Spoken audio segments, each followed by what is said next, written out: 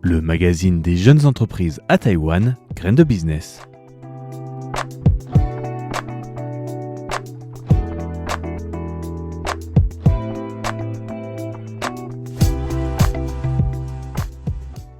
Bonjour à tous et bienvenue dans ce nouvel épisode de Graines de Business avec aujourd'hui le 6e épisode de cette série sur les entrepreneurs et les petits commerces présenté par Lisa Dufaux.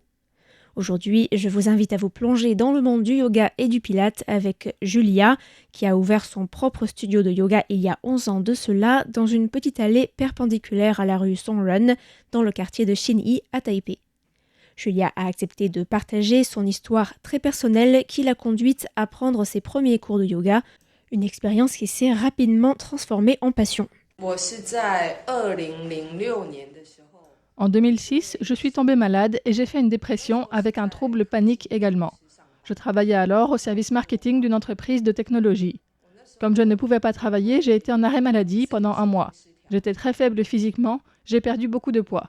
Je fais 50 kilos aujourd'hui et je suis descendue à 30 et quelques kilos car je n'arrivais plus à manger. J'ai commencé un traitement médicamenteux et je me suis remise petit à petit. J'ai pu reprendre le travail et mon entreprise avait un groupe de yoga. C'était mon premier contact avec le yoga.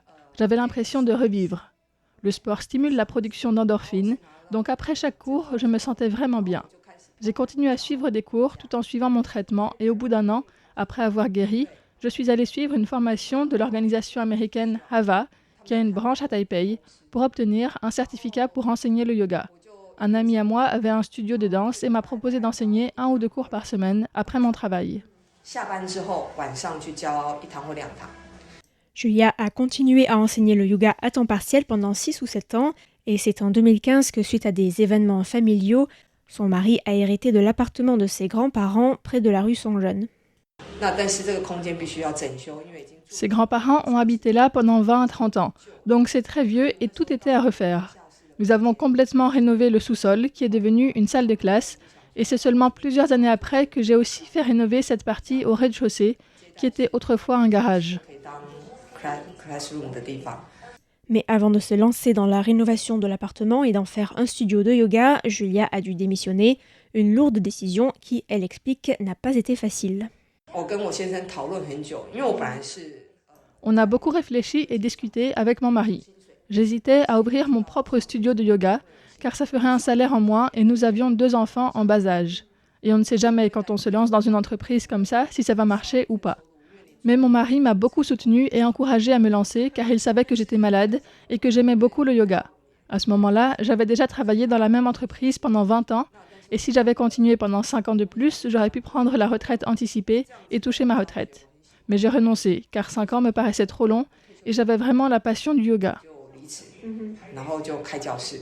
Les premières années, Julia proposait des cours alliant yoga et huiles essentielles, en particulier pendant les sessions de méditation.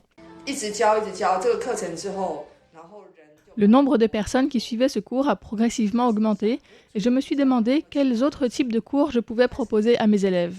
Après m'être renseignée, je me suis formée pour donner des cours de Zumba. Je voulais qu'il y ait un cours nouveau chaque année pour qu'il y ait de la nouveauté et que mes élèves puissent, en plus de yoga, suivre un cours qui fasse davantage travailler le cardio. J'ai ensuite proposé un cours de chorégraphie pour les enfants avec des reprises de chorégraphie de groupes célèbres. Mais ce n'est pas facile de travailler avec des enfants. Donc j'ai arrêté ce cours et j'ai proposé du yoga aérien. Le yoga aérien, ou en anglais aerial yoga, aussi connu sous le nom de yoga en suspension, est un type de yoga hybride développé en 2006, inspiré de poses de yoga traditionnelles, du pilate et de la danse avec l'utilisation d'un hamac. Il a été introduit à Taïwan dans les années 2010 et a connu un rapide succès dans le pays. Julia a ensuite ouvert un cours de HIIT, acronyme de l'anglais High Intensity Interval Training, ou entraînement fractionné de haute intensité, puis un cours de Strong by Zumba ou de Inside Flow, un enchaînement dynamique de positions de yoga au rythme de morceaux de musique moderne, souvent de la pop. Bref, Julia est toujours à l'affût de nouvelles tendances en matière d'activité physique branchée et d'activité bien-être. Elle pioche dans ce qui lui plaît pour enrichir le catalogue des activités qu'elle propose dans son studio. Le dernier ajout à son catalogue est le Pilate, une méthode censée rééquilibrer les muscles en se concentrant sur les muscles centraux qui interviennent dans l'équilibre de la posture et le maintien de la colonne vertébrale. Et enfin, cette année, et après avoir fait les travaux pour agrandir le sous-sol, j'y ai déménagé les cours de yoga aérien pour pouvoir faire de la place au rez-de-chaussée avec des machines pour le Pilate et la machine Reformer qui en ce moment est très à la mode à Taïwan. Les 3 machines que j'ai achetées sont de la marque canadienne Meritu. C'est un investissement coûteux car une seule de ces machines coûte plus de 300 000 $ taïwanais, environ 8 100 € si on l'achète à Taïwan. Donc avec 3 machines, on approche du $1 million taïwanais, soit 27 000 €. Pour le Pilate, c'était pareil, je suis allée prendre des cours et comme ça m'a beaucoup plu, je me suis formée. Je me forme seulement si l'activité me plaît, mais cette formation était chère. Rien que 2 100 € pour la formation la plus basique et il faut ensuite monter en niveau. Julia explique que le Pilate avec la machine Reformer est une discipline qui a vraiment explosé à Taïwan l'année dernière sous l'influence de stars coréennes qui postaient sur Instagram des vidéos de leurs sessions de Pilate. Elle précise que la mode du yoga aérien est aussi arrivée à Taïwan via les stars de la K-pop et Julia est loin d'être la seule à proposer ces genres de cours dans la capitale. Mon studio est vraiment situé à l'intérieur du quartier de la rue Wuxing. Ici, on est assez loin de la tour 101 et de la grande artère de la rue Xinyi, qui est vraiment un quartier commerçant. On est plus dans une zone résidentielle, donc au début, je m'inquiétais beaucoup et je me demandais si les gens allaient venir. Car beaucoup de gens vivent ici, mais les gens qui viennent d'en dehors du quartier ne s'aventurent pas jusqu'ici. Au tout début, je proposais des cours en petit comité avec 10 personnes. Même avec 3 personnes, je faisais cours. Mais j'ai réalisé que si le cours est bon et que j'enseigne bien, les gens se passent le mot et avec le bouche à oreille, les gens viennent d'eux-mêmes. Autre critère très important, il faut un bel endroit, bien aménagé, confortable. Elle évoque également la concurrence de World Gym, la plus grosse chaîne de salles de sport à Taipei, qui a ouvert il y a quelques années une branche sur la rue Songrun, à seulement 50 mètres de son studio. Je m'inquiétais donc beaucoup, mais heureusement, mes revenus n'ont cessé d'augmenter. Et puis quand World Gym est arrivé, il y a 7 ou 8 ans, j'étais très inquiète qu'ils ne me volent mes clients. Surtout qu'ils avaient une stratégie de publicité très agressive. Mais je me suis inquiétée pour rien. Seules 2 personnes sont allées s'inscrire au World Gym. Ils ont aussi des cours en groupe ou en yoga. Mais l'environnement n'est pas aussi beau. Par contre, ils ont des douches, un bain chaud et un sauna. Mais certains préfèrent des cours en petit comité comme chez moi. Chacun ses préférences. Quant au centre sportif de Xinyi, c'est aussi une autre forme de concurrence qui se fait plutôt au niveau des prix car il propose des cours qui coûtent 2 fois moins cher que chez moi. Donc les gens qui ont un budget plus limité préfèrent aller là-bas. La propriétaire des lieux affirme que le prix élevé des différentes formations nécessaires pour élargir la gamme des cours disponibles se reflète dans les prix relativement plus élevés qu'elle pratique. Certaines formations sont très chères, et en particulier le Pilate Reformer.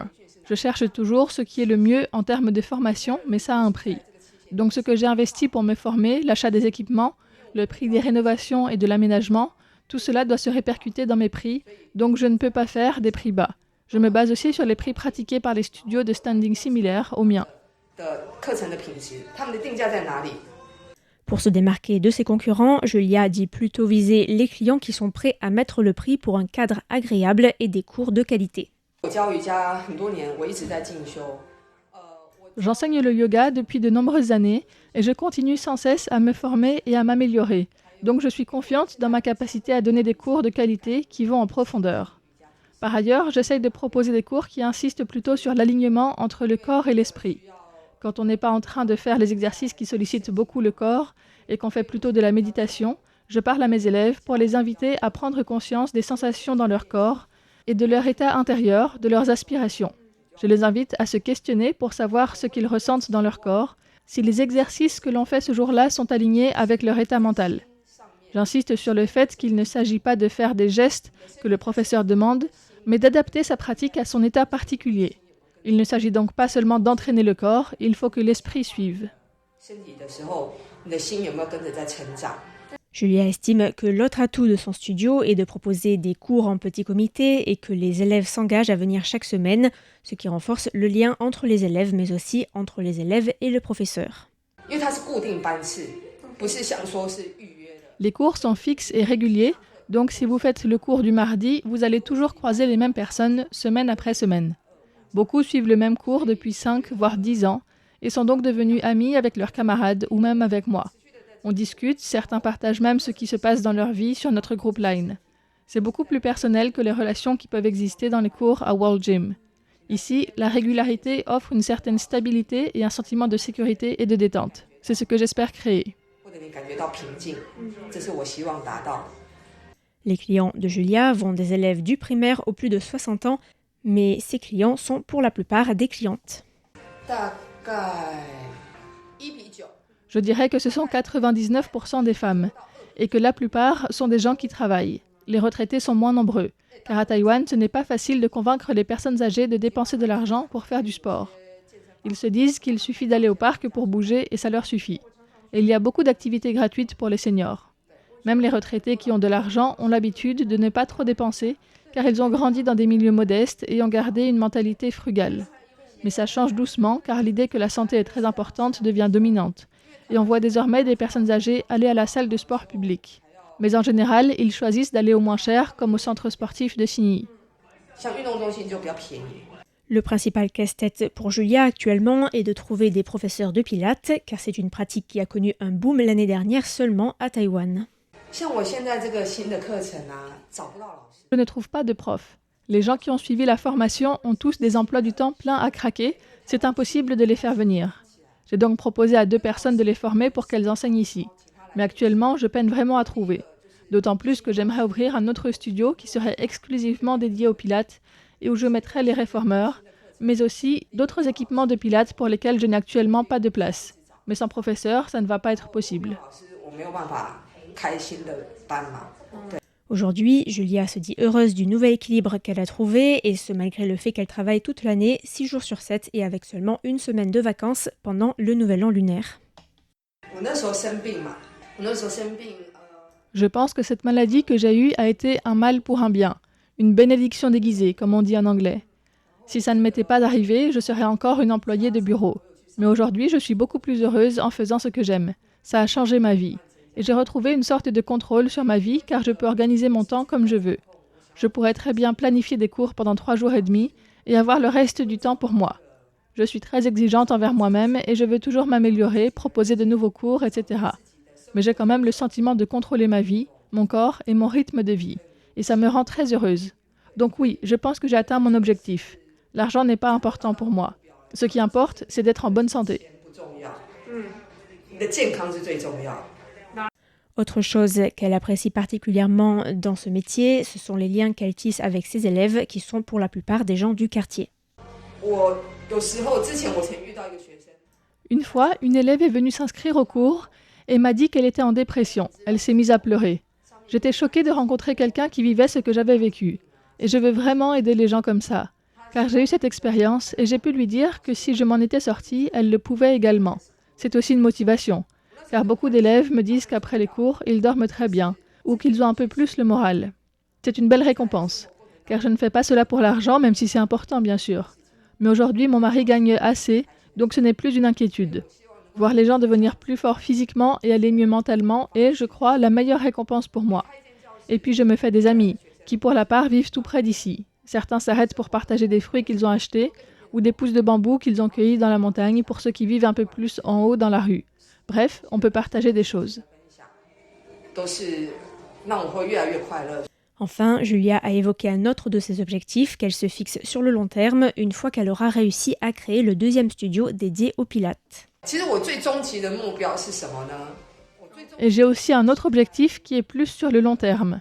J'aimerais organiser des retraites de yoga de 3 à 5 jours. Je suis allée visiter une maison à Xindian. Il y avait une plateforme à l'extérieur et j'ai réfléchi à l'acheter pour la rénover et y organiser des retraites. Mais avec le Covid, je ne l'ai pas fait. Mais j'aimerais bien le faire, dans 5 ou 10 ans peut-être.